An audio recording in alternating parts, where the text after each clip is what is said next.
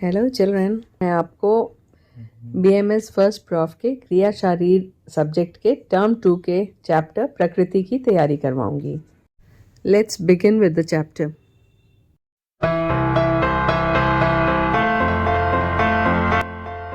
हम प्रकृति की बात करते हैं तो आयुर्वेद के संदर्भ में प्रकृति की एक बहुत ही स्पेसिफिक एक मान्यता है, एक परिकल्पना है।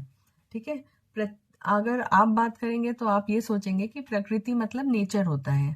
अब नेचर संसार में जो बाहरी एनवायरनमेंट है उसको भी कहते हैं, और साथ में हर एक मनुष्य का अपना एक नेचर होता है, एक टेम्परामेंट होता है।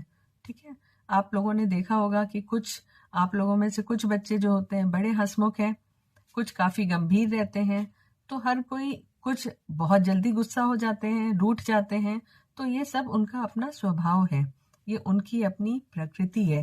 ठीक है, ये उनका अपना नेचर है। और आयुर्वेद के अनुसार जब हम बात करेंगे तो वो हम बहुत ही डिटेल में समझेंगे कि ये सारी चीजें क्यों होती हैं। आपने देखा होगा कि आजकल पर्सनालिटी बहुत सारे लोग टेस्ट करते हैं, उससे वो आपको करियर गाइडेंस भी देते हैं कि आपकी पर्सनालिटी को ये वाला करियर ज्यादा सूट करेगा, या किसी को ये वाला करियर ज्यादा अच्छा रहेगा। कोई भाग दौड़ के काम ज्यादा कर पाएगा, कोई एक जगह बैठे रहने वाले काम पसंद करेगा। तो ये सब चीजें आखिर क्या है? आयुर्वेद ने बहुत पहले, कितने हजारों वर्षों पहले ही इन सब चीजों को अपने तरह से, जो आयुर्वेद के मूलभूत सिद्धांत है ना, उनके आधार पर डिस्क्राइब कर दिया था। तो आज हम उसी प्रकृति को समझने की कोशिश करेंगे। तो किसी भी व्यक्ति की जो प्रकृति होती है वो दूसरे व्यक्ति से हमेशा भिन्न होगी, एक जैसी हो ही नहीं सकती है। एक ही स्वभाव या एक ही विचार कभी भी एक दो लोगों के मन में नहीं आते हैं, चाहे वो एक ही घर में सगे भाई हों, एक साथ रहते हों, एक ही खान पान खाते हों। फिर भी अगर मान लीजिए आपके घर में कोई इस समय समस्या आएगी तो आपके परिवार का हर एक मनुष्य उसको अलग तरीके से सॉल्व करने की कोशिश करेगा। तो ये हो गई एक ओवरऑल प्रकृति के बारे में जो आपको समझना है। अब हम बात करेंगे जो आपके सिलेबस में है। सबसे पहले किसी भी चीज को समझने के लिए उसकी व्युत्पत्ति और निरुक्ति को जानना होता है। व्युत्पत्ति जो होती है या निरुक्ति, इसकी ये शब्द कहाँ से डिराइव हुआ है, इसका डेरिवेशन क्या है, ये आयुर्वेद में आपको हर जगह मिलेगा। चाहे आप दोष पढ़ेंगे, धातुएं पढ़ेंगे और प्रकृति पढ़ रहे हैं तो भी। तो ये आपको हमेशा जान लेनी है। जब भी आप ये आंसर लिखेंगे यहीं से शुरू करेंगे, इसकी व्युत्पत्ति कैसे हुई है। तो प्रकृति शब्द बनता है दो शब्दों से मिला के। देखिए, प्र आगे लगाया और शब्द जो इसका रूट वर्ब है जिसको हम धातु कहते हैं, ठीक है, ये रूट है। तो इस शब्द के आगे अगर प्र लग जाता है, आगे लग गया, तो हम उसको बोलेंगे उपसर्ग। तो प्र उपसर्ग कृति में लगने से प्रकृति बन गया। अब जो प्र है, प्र हमेशा मतलब होता है बहुत अच्छा, प्रकृष्ट। कृति सृष्टि का वाचक है। तो सृष्टि में जो कुछ भी बहुत दैविक है या बहुत अलौकिक है वो शक्ति प्रकृति है।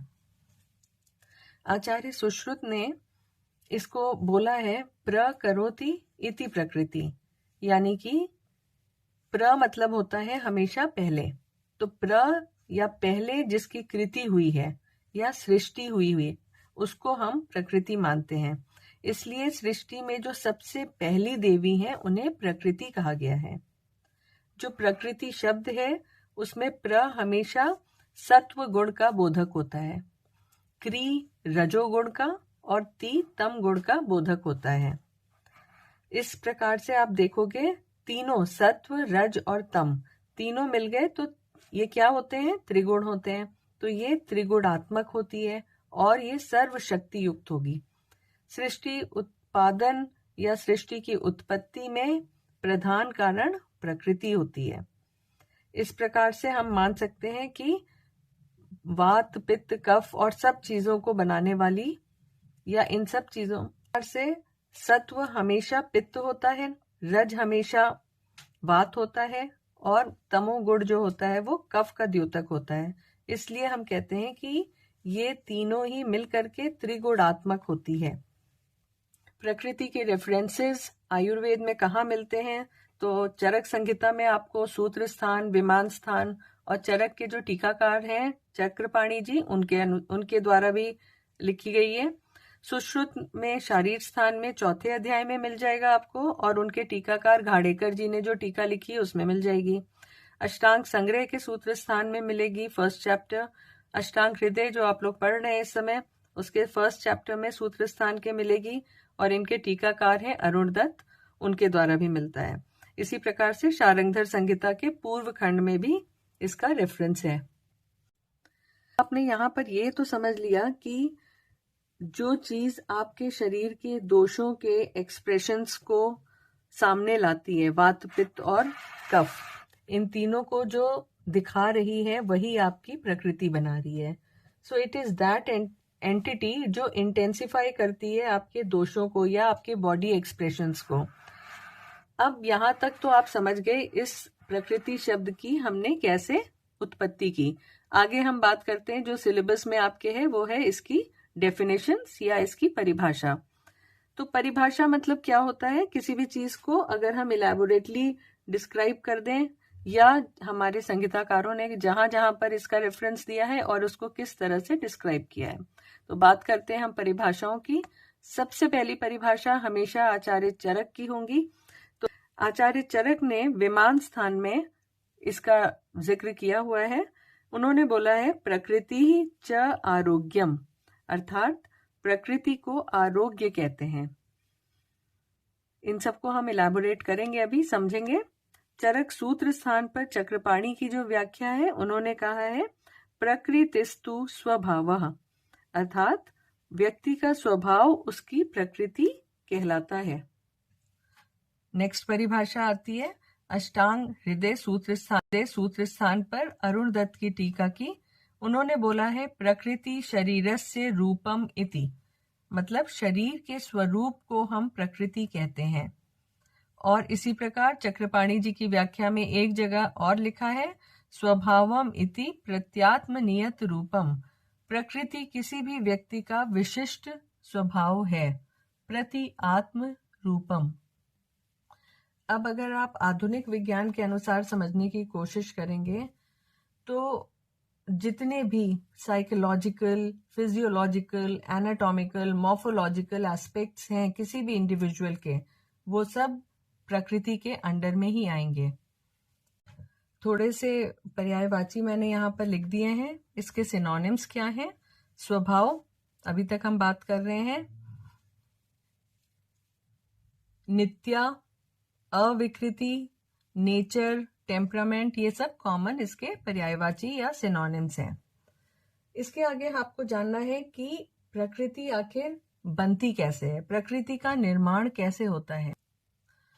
सो चिल्ड्रन, आप सबको मालूम है जब भी आप आयुर्वेद के पेपर्स अपने देते हैं तो आयुर्वेद में एक चीज बहुत जरूरी है, वो है कुछ श्लोकों को एकदम मेमोराइज कर लेना, वो आपके फिंगर टिप्स पे हो कि जैसे ही आपके पास वो क्वेश्चन आए आप इमीडिएटली उसको वहां पर लिख सकें।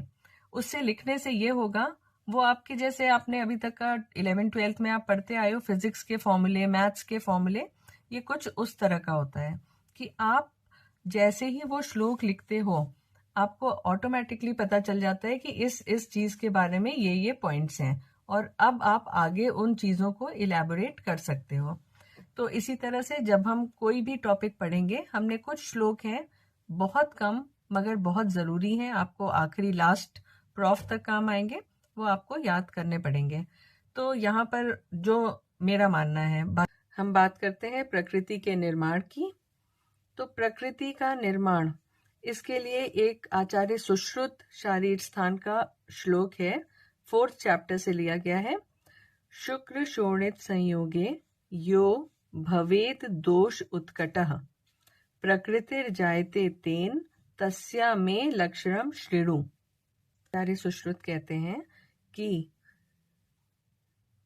पिता के शुक्र एवं माता के शोणित, इनके संयोग के समय उनमें जिन दोषों की, दोष कौन से हैं? वात, पित्त या कफ, इनमें से जिनकी भी प्रबलता होती है, उत्कट उत्कट का मतलब जो प्रबल दोष होगा, उत्कट मतलब प्रबल, उससे शिशु की प्रकृति का निर्धारण होता है। शुक्र और शोणित के संयोग के समय जो दोष उत्कट या प्रबल होते हैं, प्रकृति उसी से तय की होती है या तय की जाती है, उसका निर्धारण होता है। तो इस समय जिस दोष की प्रधानता होती है, उसी के गुणों के अनुसार उस व्यक्ति के शारीरिक या मानसिक गुण भी हो जाएंगे। दोष जिस अनुपात में जन्म से लेकर के आपके शरीर में एंटर करते हैं, मृत्यु तक वे स्थिर रहते हैं और आजन्म आपकी प्रकृति इसीलिए एक ही रहेगी, कभी भी वो बदलेगी नहीं। अगर प्रकृति में चेंज हुआ, इसका मतलब हुआ कि वो जरूर किसी प्रकार का रोग लेकर के आ रही है प्रकृति। अब यहाँ पर एक बात और आती है, एक प्रश्न उठता है कि अगर एक से अधिक दोष प्रबल हैं शरीर में और उनके अनुसार ही प्रकृति का निर्माण होता है, तो जब दोष प्रबल है तो उसकी अधिकता है, तो उस दोष से जो रोग होते हैं वो शरीर में दिखाई देने चाहिए, मगर ऐसा तो होता नहीं है। तो इसका मतलब कि ये है कि दोष के प्रकोप होने पर तो पैथोलॉजिकल कंडीशन आ जानी चाहिए कि वो दोष जी प्रकोपित हो गया है, मगर ऐसा होता नहीं है। तो इसका क्या मतलब है? इसको बहुत ही अच्छे से जवाब दिया है सुश्रुत जी ने। उन्होंने कहा है कि प्रकृति निर्माण तो स्वाभाविक होता है और उससे शरीर को कोई नुकसान नहीं होता है। किस तरह से? उन्होंने बोला कि विष जातो यथा कीटो न विषेण विपद्यते तद प्रकृतियो मर्त्यम शक्नुवंती न बाधितुम। मतलब जिस प्रकार से विष में उत्पन्न हुआ कीड़ा विष के कारण कभी नहीं मरता, उसी प्रकार मनुष्यों की प्रकृतियां भी निश्चित ही शरीर को बाधा नहीं पहुंचाती हैं। मतलब कि आपने देखा है कोई भी सांप, उसके अंदर उसका एक विष होता है, मगर वो विष उसके लिए तो घातक नहीं होता है ना, वो तो उसको कैरी कर सकता है, वो उसके लिए कभी भी घातक नहीं होगा। तो इसी प्रकार से मनुष्यों में भी जो भी दोष प्रबल प्रकृति का है वो उसके लिए घातक नहीं होगा, वो उसको शुरू से ही उसका आदि रहेगा, वो उसको नहीं बाधा पहुंचाएगा। आइए इसके बाद हम बात करते हैं इसके भेद। तो प्रकृति हमेशा दो प्रकार की बताई गई है। एक होती है देह प्रकृति, जिसको हम दोषज प्रकृति भी कहते हैं, और दूसरी होती है मानसिक प्रकृति। ये देह प्रकृति शारीरिक प्रकृति भी है, तो हम इसको शारीरिक या देह प्रकृति या दोषज प्रकृति कहेंगे, और इधर मानसिक। देह प्रकृति मतलब वात पित्त और कफ त्रिदोषों के द्वारा निर्धारित होगी, और मानसिक प्रकृति सत्व रज तम इन मानसिक गुणों के द्वारा निर्धारित होगी। अब हम बात करेंगे इन्हीं भेदों में। अब आगे इस तरह से बताया गया है कि जो ये त्रिदोष हैं वो हमेशा सर्वश्रेष्ठ होती हैं।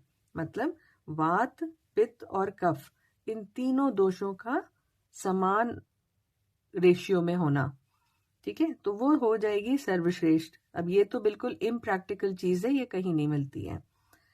अगर द्विदोषज प्रकृति है तो द्विदोषज मतलब दो दो दोष, जैसे वात पित्त या पित्त कफ या कफ वात, इस तरह की जो प्रकृतियां हैं वो निंदनीय मानी गई हैं। और एक दोषज में अगर केवल वात प्रकृति है तो वो हीन है, अगर केवल पित्त प्रकृति है वो मध्यम है, और कफ प्रकृति हमेशा उत्तम मानी जाती है। ये देखते हैं जो शारीरिक प्रकृति थी, शारीरिक या दोषज या देह प्रकृति, इनके कितने भेद हैं? तो ये टोटल 7 प्रकार की हो जाती हैं। एक दोषज, द्विदोषज और त्रिदोषज। एक दोषज कौन कौन सी होंगी? वात पित्त और कफज, वातज पित्तज कफज। द्विदोषज वात पित्तज, वात कफज पित्त कफज, और त्रिदोषज मतलब सन्निपातज या संप्रकृति।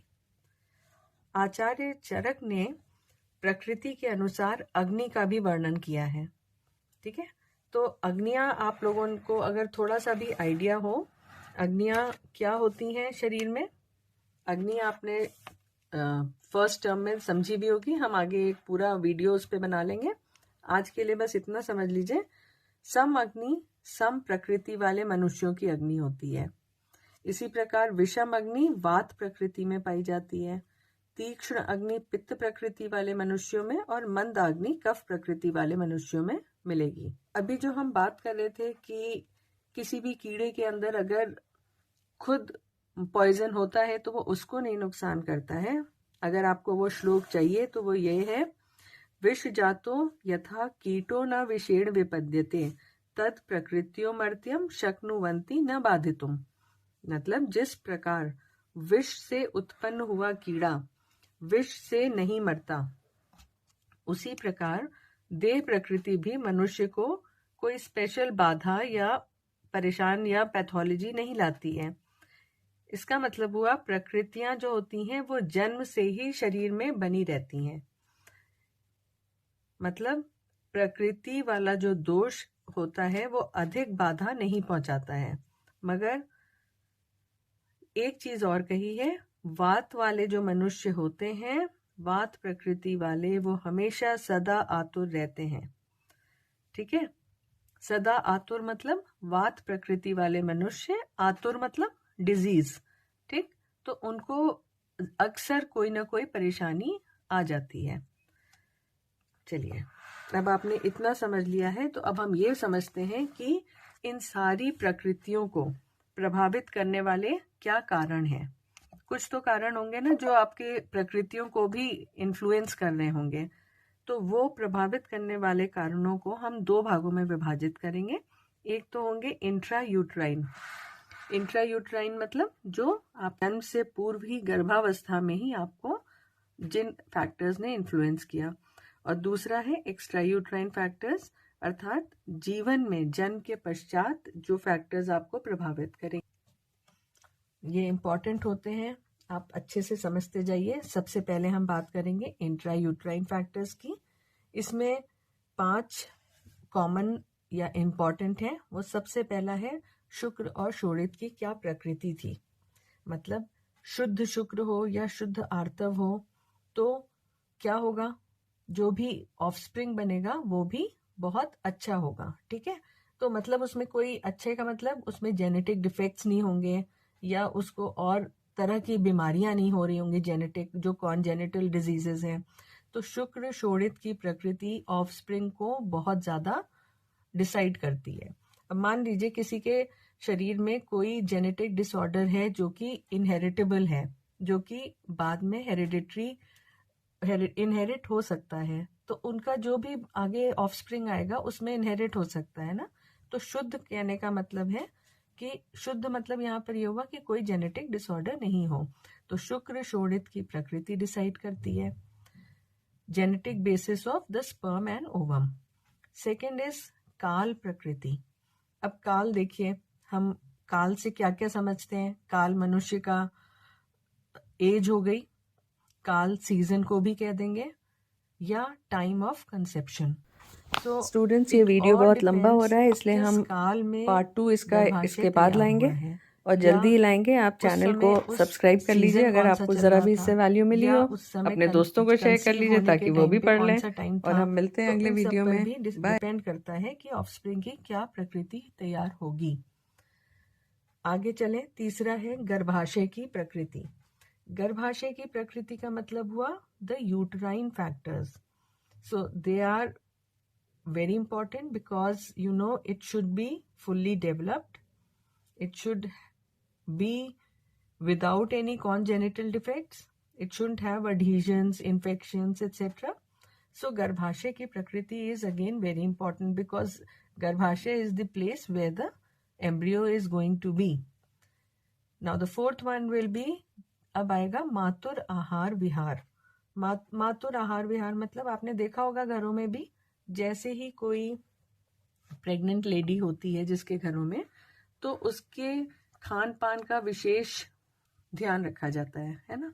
तो food habits, lifestyle of mother, उसका नरिशमेंट ठीक हो, ये सारी चीजें मातुर आहार विहार प्रकृति।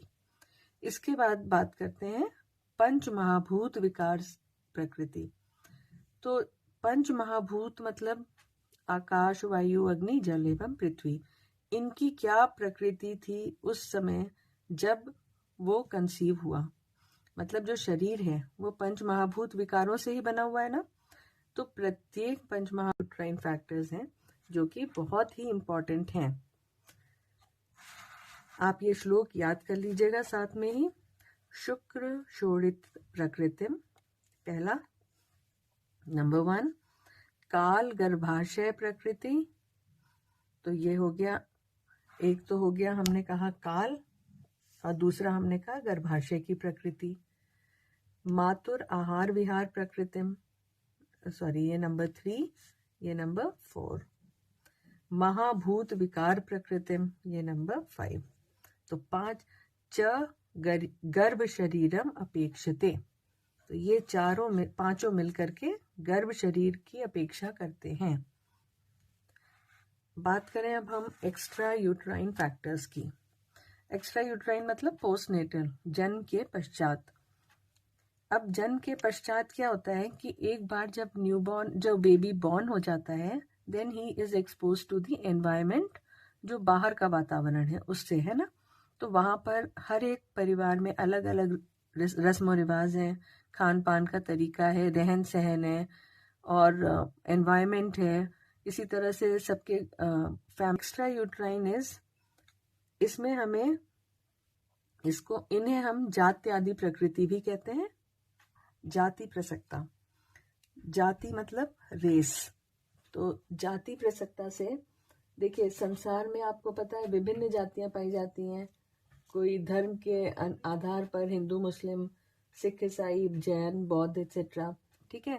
और अगर आप संसार की बात करें तो अलग अलग रेसेस हैं, कोई जापानीज है, कोई निगर है, ठीक है, इस तरह की चीजें हैं। तो आप हर एक जाति की अपनी एक विशेषता होती है। तो जिन व्यक्तियों की अपनी अपनी जाति में पैदा होने पर उनकी परवरिश उस जाति के अनुसार ही उस मनुष्य का स्वभाव बना देती हैं। दूसरे नंबर पे आती है कुल प्रसक्ता।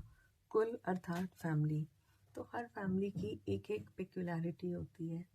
जैसे आपने देखा होगा, हर किसी की फैमिली में कुछ ऐसे ऐसे गुण होते हैं जो उन्हीं की फैमिलीज में पेक्यूलियर हैं, उन्हीं की फैमिलीज में रन करते हैं या दिखाई देते हैं। जैसे मान लीजिए एक किसान का बच्चा है, तो उस किसान की फैमिली में जिस तरह के वातावरण में वो पल रहा है, वो उसके अंदर वो उस तरह के गुण होंगे।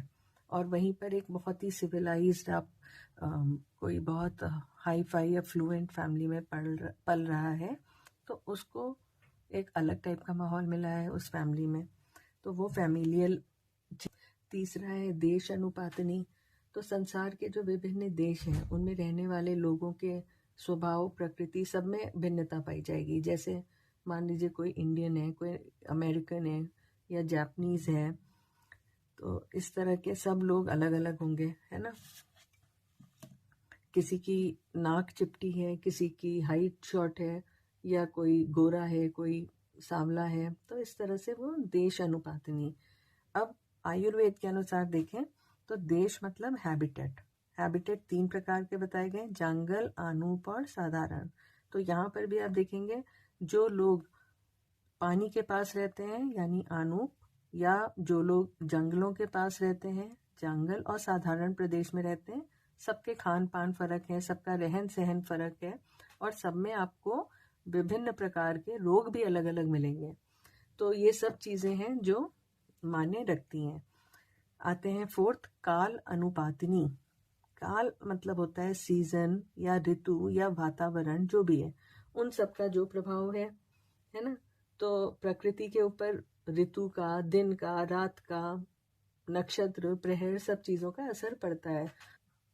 वयो अनुपातनी। वय मतलब एज। तो अवस्था के अनुसार भी व्यक्ति की प्रकृति होती है। बाल्यावस्था में आपको कफ ज्यादा मिलेगा, युवावस्था में पित्त, वृद्धावस्था में वात की अधिकता होती है।